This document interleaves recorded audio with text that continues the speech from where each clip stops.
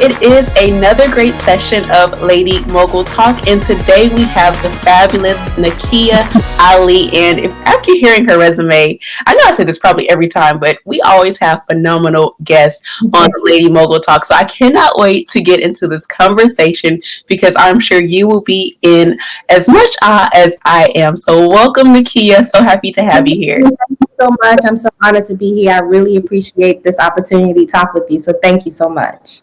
Thank you so much. And let me get into this bio as I was talking about earlier. So Nickia is the branch chief of Investigative Analysis in the Division of Advanced Technology and Analytics at the U.S. Department of Labor. Like just that alone. Just stop right there. She leads and manages a team of investigative analysts who conduct investigative analysis for criminal complaints and allegations to determine patterns or trends. And she also recommends what appropriate action could be taken regarding what she sees. And I also will later dive into how that maybe translates into her business. She is a graduate of North Carolina A&T, so another HBCU. Shout out.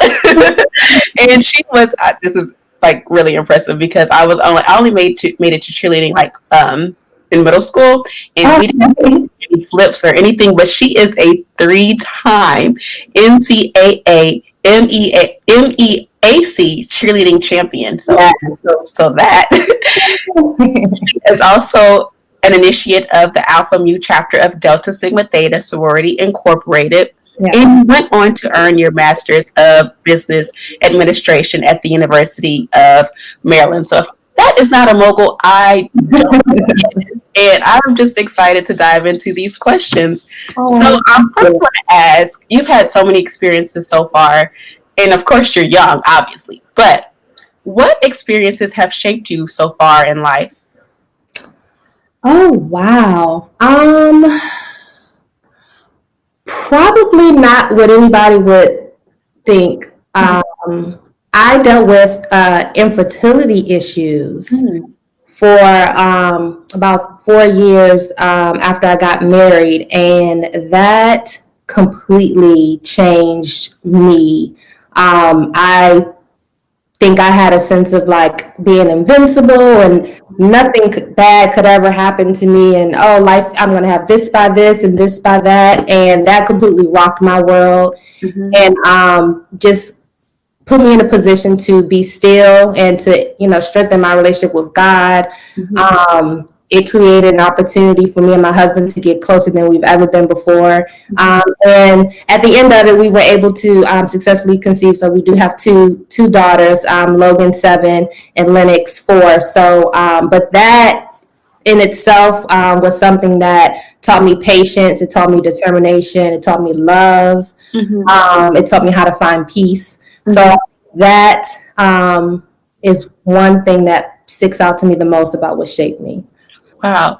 And I want to ask, since we are digging into that topic, we all face so many personal battles that we don't even share with one another. I had my own issue and my audience already knows that, but I hid that from the world. So how did you overcome your infertility issues or any challenges that you might have struggled with your mindset? And what advice can you give to women who are having their own personal struggles? I think you need to definitely have a community around you who can support you. It's too heavy to bear on your own. So I definitely was trying to like handle it on my own and carry that weight on my own, and it broke me down. And once I, let people in who I could trust, who can console me and who can encourage me, that just, gave me an infinite power and trusting God that I was going to come out on the end of it. And if I didn't, then I still found peace that I would be okay eventually. So I would definitely say a community of love and family that believes in you and has your back regardless. That is what got me through. I think that, being patient with yourself is something too that is extremely important. Having grace with yourself is something that's extremely important. And once you find, patience and grace, I think that you can kind of pull yourself out. I agree, because we tend to be so hard on ourselves. We have to be, we were talking about it in another segment, we have to be superwoman sometimes, but it's okay to just let our guard down and just be still and just take time for ourselves to Absolutely. whatever we need to do. Self-care, if you just don't feel like doing anything. If getting up in the morning is your accomplishment for the day, that's still a great accomplishment. Exactly. It could be hard some days, you know? Yes, definitely, especially in this time that we're in. So it's okay to give yourself a little extra more than usual. Yes. Sure. Now, I noticed that originally your degree was in journalism. I wanted to ask, how did you transition from journalism into your business and then also a career with the government? Or do you still utilize your journalism in any capacity? I actually don't. So I have an interesting story. So I'm you said a graduate of North Carolina A&T State University, Aggie Pride. I love my university. I love my college. It made me who I am today. So, but to that point about my degree in journalism, I think I got to the beginning of my junior year and woke up and was like, I don't want to do this anymore. And I panicked and was trying to figure out what can I do. I really wanted to be a nursing student, like completely something totally different. But being an out-of-state student, college costs a lot of money, and I just decided that I was going to stick through it. Mm-hmm. And complete my degree. Absolutely love journalism. I was an avid reader, writer. I wanted to be a news anchor. And again, like I said, I woke up one day and just didn't feel it in my soul anymore. And so anyway, I just went on and graduated with my degree in journalism and knew that I wanted to pursue business, knew that I had a really good analytical mind, knew that I had a way of managing and motivating and leading people. So I wanted to definitely go down the road of business. So I went to University of Maryland to get my MBA. And once I got out of graduate school, I was presented with the opportunity to work for the federal government at the Department of Labor, OIG. So I took that on and I've been there for 11 years. It wasn't anything, it was completely it wasn't in my radar at all. But I can say that it's been a blessing. I love my professional career. It has allowed me to create a lifestyle for my family. It has allowed me to also pursue my passions outside of that. We'll get into, the other things that I do a little bit too. But so it's not, I'm not doing what I did when I graduated college, but my experience in college and everything that I learned, technical skills, communication skills, leadership skills, just was like the foundation I need and really put me in a position to where I was coachable and can learn anything and can do anything. Thank you so much for that. I wholeheartedly agree. That's what I tell my audience all the time. Even though you might not have you're not where you might have started, whether it's degree wise or job wise, you can always take some sort of experience to apply it to wherever you are today, especially those business skills. And if it's like a bad situation, it's a horrible job, take what you've learned and just do the opposite of that in your business. So thank you for sharing that experience. And you talked about your government role. And it's, of course, very analytical. And you talk about improving systems. So how have you carried those skills over to your business? I'm sure that as the COO of the Ali group that you manage with your husband, you've been able to see the inner workings of the government and apply it to your business. Yes, so my husband and I are college sweethearts. We met at North Carolina A&T, and we've been married for 11 years now. We started our property management and investment business about 8 years ago. And obviously through marriage and through business, we've been able to identify and articulate our individual gifts and skills. Mm-hmm. And so I like to say that, my husband is a visionary. He is and he's a thinker. He comes up with all these brilliant ideas, and then I'm the executor. So, those analytical skills, the research, the writing, the contract writing, a lot of the things that I learned in college and skills that I've developed in my professional career has definitely allowed me to, help our business scale and grow.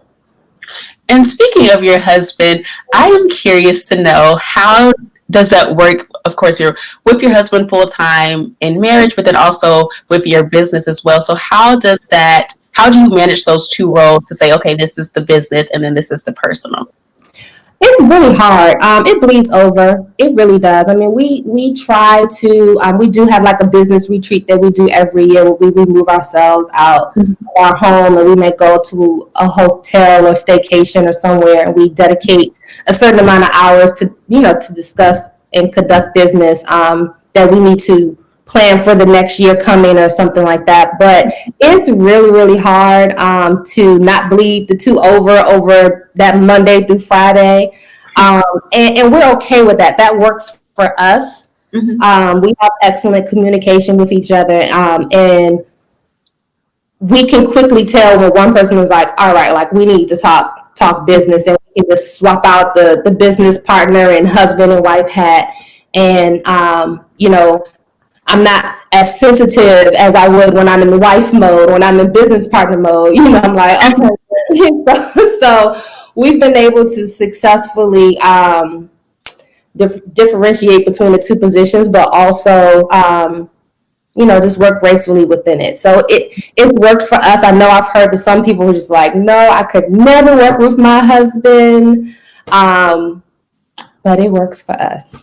That's all that matters. It seems like you are in an alignment with what your purpose and passion is, and that you can, in your own way, separate the two as best as you can for that moment. So that's great. I wanted to know for personal reasons. So, like, what is that time? Like, what do you need to do in this situation?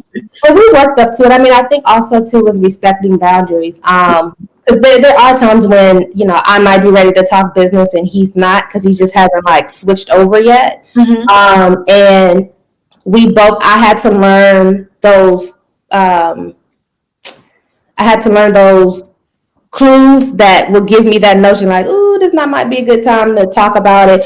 And also vice versa, I had to learn to be able to say, you know what, I'm not in the right space to talk about that yet. Can we table this until tomorrow? Because I'm still in like mommy mode. I'm still in wife mode. And I can't even think about that right now. So just really learning that like you can say those things and you can have boundaries within your business and your marriage just to help you guys both be successful. Thank you. That's very key in marriage, friendships, everything. Thank you. That was great. So now I know what to do.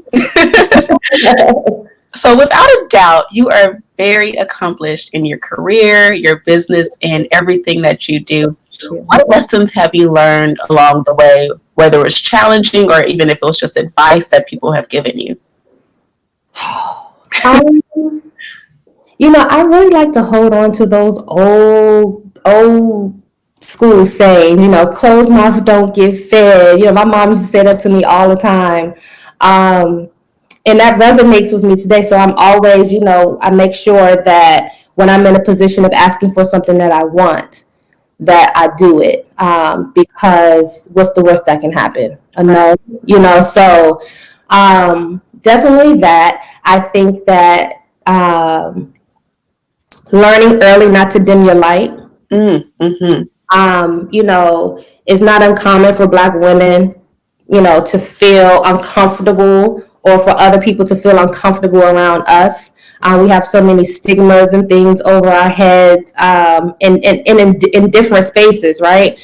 So, and because of that, and because we're conscious of that, some of us tend to dim our light or act meek and mild, or because we don't want to be the angry Black woman, or we don't want to be too aggressive, and we don't, So I think that, and at least for me, I went through all these mental kind of checks when I was in certain spaces, and I had to just realize that I'm bomb, I'm dope, and they can catch all of this, and when you dim your light, it's almost like self-sabotaging yourself.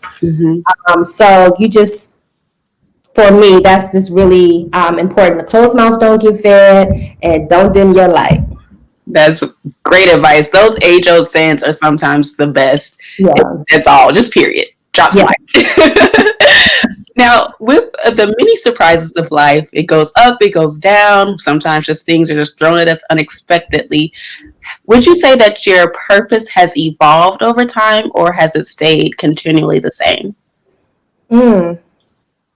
My purpose has definitely evolved. It's almost both. Mm-hmm. I think that I knew I always wanted to be impactful. Mm-hmm. I knew that I always wanted to be in a position to help people. And as I've gotten older and as opportunities present themselves and as I go out and I work harder, that purpose just kind of grows, and you just kind of see more opportunities to expand your purpose. Mm-hmm. For me, I always wanted to be a mom. And that was really, really a big achievement for me to have my own little people to mold and grow into this world. So I would say that my purpose is kind of is somewhat the same, but it's just grown over the years when I realized that there's people and who I can impact and I can reach and touch and pour into, and same for me. So that makes sense. yeah. And we talked about this a little bit when we were discussing the family dynamics between you and your husband, but I want to dig just a little bit deeper on another level. Now, for me, and I know there's so many others, it's just hard for me to drink water sometimes, make sure I exercise, make sure that I'm getting enough rest, and then, of course, managing the business. But how do you replenish yourself, and how do you manage all of the roles of wife, mother, analyst for the government, your business, and then I'm sure you are active in your community as well, especially as you're empowering individuals for generational wealth. So how do you manage it all? Do you sometimes want to scream, or what goes on? Oh, girl, I hide in the closet often. My kids. But no, it is not an easy task, and that's not an easy answer. I think for me, COVID has actually done wonders in my growth over the last 4, 5, 6 months. Being home in the midst of the chaos with distant learning and working and just maintaining a home. Like, I mean, I don't know if I've lived in my home as much as I have in the last 6 months. So, things start falling apart, so you got to maintain that. But I think that COVID has allowed me to be in the midst of all of my madness at one time, but it slowed it down to where I was able to compartmentalize my priorities. So everything that I have going on is very important to me, but everything cannot be my top priority. Right. So, and in order for all of these things to work, I know that I need to be healthy, happy, strong. So one thing I have been able to implement is every morning I go for a walk.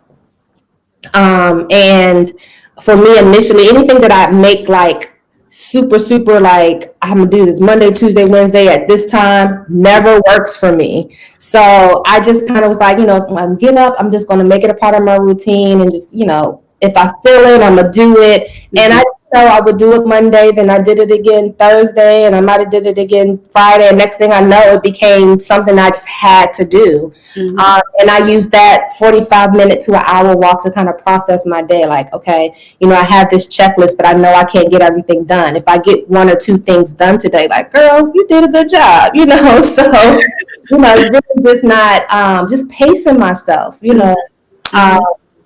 Life is short, but I mean, there's still tomorrow, hopefully. So something that I've learned to kind of table until the next day. And that has allowed me to create more space for myself, for my family. I don't feel so burnt out at the end of the day. So just adding a little bit, literally 45 minutes to an hour to myself in the morning. I mean, it's the first thing I do before I look at my phone, before I don't even go in the room to check on the kids. I get up, I put my clothes on, and I'm like, I'm going out to get this fresh morning air, to open my mind to what, God needs me to receive and to do today. And that has been helpful for me. That has been my self-care.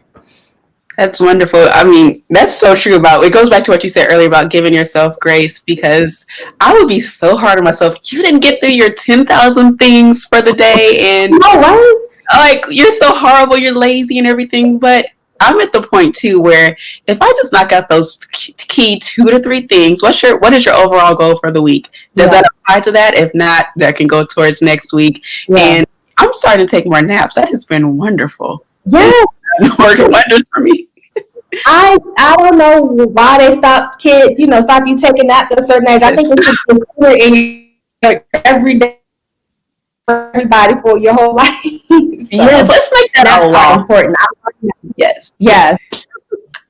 Definitely. So we talked a little bit about self-care, and I want to get into the generational wealth side of investing in yourself because you are a big proponent of that. And I know there's so many people hurting during COVID, and it might seem like a bleak, hopeless outlook for them. So I want to ask for those who maybe are stuck in or have tunnel vision and they can't see the light at the end of the tunnel, how do they get out of what might seem like an adverse situation when it comes to finances? I know it's a loaded question. Yeah. So I think that what we need to do is be realistic with ourselves, needs and our wants are, especially that you have a financial goal. If you have a financial goal and it's important to you, the first thing to do really is to minimize your expenses as much as possible. And I think that some people struggle with that because you get used to maintaining a certain, look, or you get used to maintaining a certain, presence with people, and you get caught up in that and you just catch yourself in that rat race and you wonder why you're never, reaching your goal. So I think it's being realistic with yourself and really trying to, minimize things that are blocking you from reaching that financial goal.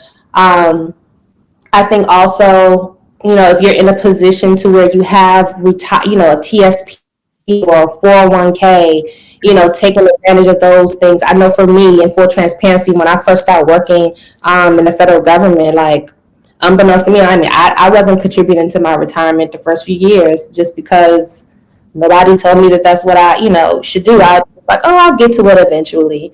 And I might end up having to play catch up. So just, if you are in a position where you can, contribute to your retirement, plan early. It's plan. I mean, my husband is an accounting major.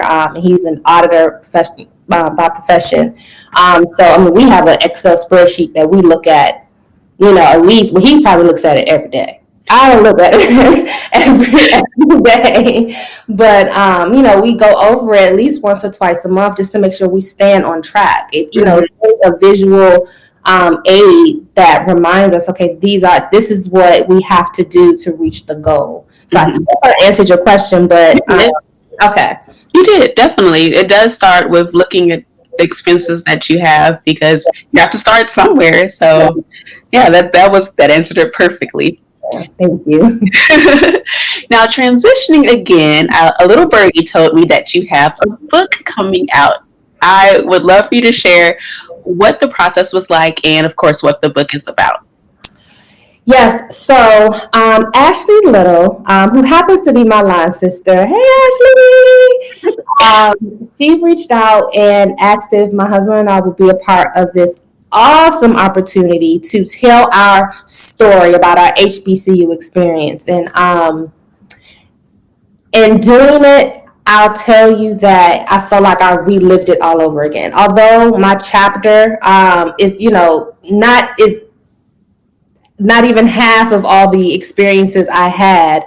I told the story that was most important to me, and that was how I met and fell in love with my husband, and how all of the different activities and things that I was involved in molded and shaped me into who I am. And I pray that my chapter is something that is eye-opening and beneficial to any young woman who is looking for some guidance in, what university or what type of university they would like to go to. But the book is a compilation of about 30 or 40 different authors of alumni that went to North Carolina A&T. And it's a way to give back to the university. It's a way to give back to the community. It's a way to put the HBCU experience on a platform because, believe it or not, a lot of people, it's not on a lot of people's radar, even within the Black community, which is surprising to me. But yeah, so it's just an important time right now. We have the Vice President nominee Kamala Harris, who is an HBCU grad. She's also in the Divine Nine. So, right now it's a space where HBCUs are on blast, and we got this book coming out, drops on the 30th. So hopefully parents, aunties, grandparents, you get it. High school students, you get it, read it. Hopefully you find a story or a chapter in there that connects with you and gives you some type of hope, guidance, answers, whatever you're looking for. It is definitely a great time for HBCUs. They already know who at school I attend, so I won't throw it out there. I'll let you have your moment. But it's all HBCU. Where'd you go? Clark Atlanta. Well, since you asked Clark Atlanta. Well, I did apply to Clark, and but I was scared to go that far. I want to punk out. We're still family. Huh? We're still family. You don't mess with anybody within the HBCU circle. Anybody outside of that, Just saying that in the interview that I had yesterday, I was like, even though you about to went to another school, like we still family, it's still community, it's okay. Union, no matter where you go. Yeah. We have been chatting with the amazing Nickia Alli, and we've just had a blazing conversation about so many topics. And of course, we had to bring in our HBCU pride. Now, with these last few questions, I just want to ask, what is the next chapter of your life, keeping with the theme of a book? Oh, wow. I think that what's in store for me is, growing and scaling my business. My husband and I would like to, purchase some more investment properties. Hopefully, for our daughters, just to, again, cement that generational wealth. And really, I'm just out here with my family and my business and really just trying to promote Black love, that it exists. It's important. Working together within a community is important. I mean, so many ways that we've been tried and destroyed. And it's just important to me. It's become really important to me to display to the world that Black love exists, Black leadership exists, Black entrepreneurship exists. And I just hope that I can be, that role model, that impact for somebody that is looking for some type of, guidance or just kind of like a little shrug. So I just pray that, my business continues to grow, that, I can continue to excel in my professional career and just be a dope mommy to my baby. I'm sure you are. And that has to be an amazing testament. I remember growing up watching my mom with her entrepreneurial ventures, and that I know had no doubt had an impact on my life. Have you seen maybe some signs of entrepreneurship with your girls? Oh yeah, like when our business phone rings, I'll hand it to my daughter and she'll answer and say the Ali group. Like she already knows kind of like how to answer the phone. Mm-hmm. We take her to properties with us, and so she understands the process. She'll even point stuff out. Mommy, you see the contractor didn't do this, or so she's definitely paying attention. Lennox is still a little too young to kind of. Everything is just fun. Whenever she's out with mommy, whether it's work or whatever, it doesn't matter. But yes, I think that it is very important to me for my daughters to see that mommy is a boss and a thinker and a leader. I can make decisions. I can have disagreements, but handle it professionally. I think all of those are important to have: problem solving, conflict resolution. So it's important to me that they see that. And because they're not able to see that in my, professional career, because I'm, gone in the office somewhere, they're able to see that when I'm doing, this, work with the Ali group. And for us, it's really, again, about having multiple streams of income, building that generational wealth, and setting a standard for them that hopefully they can continue on with their children and their children. Hopefully, we can only pray. We're gonna claim that. Yes, that's exactly what I want, and I know what many people are striving for. And what came to mind just now is that it's a shame that it took COVID for us to realize so many of the things that we're realizing now about slowing down. And even though I already knew about generational wealth and multiple streams, so many people are now realizing that yes, it's okay to still have your full-time job, but sometimes you just still need a little extra to keep things going and then overcome like any paycheck to paycheck living. So that's truly important. Yeah, I mean, our motto here is cash is king. So any way that you can be liquid, and you can build you a nest egg, so you can be a place of refuge for I just really want to be in a position where if somebody's like, hey, I have a friend who's looking for a job, I want to be able to say, you know what, I can do that. I just want to be a person who is resourceful for folks. So, building wealth is a way of doing that. Building, to me, my own business is a way of doing that. So, yeah. I feel like I could talk to you all evening, but I will not talk off your ear. Last question, I promise. Are there any final tips that you can share with our audience, whether it's personal or in their business? That one tip that you think that they should hear? First word that popped in my mind was boundaries. I don't know why, but the first word that popped in my mind was boundaries. I think that's been a big lesson for me in setting boundaries personally and professionally, and in doing so, that was also a part of slowing things down. Setting boundaries and giving yourself the space to process things, giving yourself or another person the space to respect where you're coming from when you make a decision. So really just setting boundaries in things, like identifying what your boundaries are, because everybody has different boundaries, learning how to respect other people's boundaries. I think that is an important lesson. And I think that can take anyone really, really far once you come to a conclusion as to what your boundaries are as a person. That makes perfect sense. And before we wrap up, I want to make sure that people have a chance to connect with you. So how can they get in contact with you if they want to learn more about you, your journey, or your ventures? So you can find me on Instagram. My handle is @Nickias Alli. That's NIXALLI. And that's really all I might be on. I got all that other stuff, but like it stresses me out. What brings you peace? That's period. We'll just leave it at that. Well, thank you so much for joining Lady Mogul Talk. I have enjoyed the conversation, and I hope you have as well, audience, because she's just amazing. I mean, I know I said it how many times, but that's the only word we can say.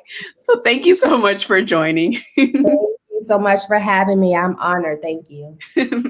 Bye, everybody.